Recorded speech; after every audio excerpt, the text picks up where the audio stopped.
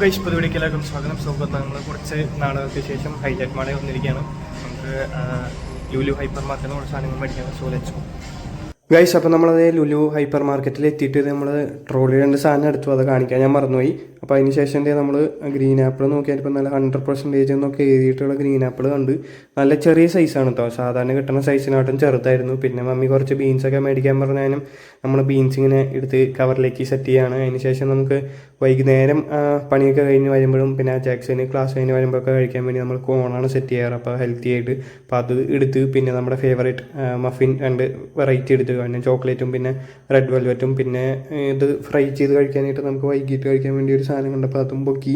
പിന്നെ മമ്മി പറഞ്ഞു വൈകിട്ട് കഴിക്കാൻ, രാത്രി കഴിക്കാനായിട്ട് എന്തെങ്കിലും സാധനം മേടിച്ചുകൊണ്ട് വരണമെന്ന് പറഞ്ഞു. അപ്പോൾ അങ്ങനെ ഓരോന്നായിട്ട് നോക്കി മേടിച്ച് അങ്ങനെ നമ്മൾ തിരിച്ച് വന്നുകൊണ്ടിരിക്കുകയാണ്. ഇനിയിപ്പോൾ നമുക്ക് അടുത്ത പണി എന്ന് പറയുന്നത് നമുക്കൊരു സ്ഥലത്ത് കയറാണ്ട്.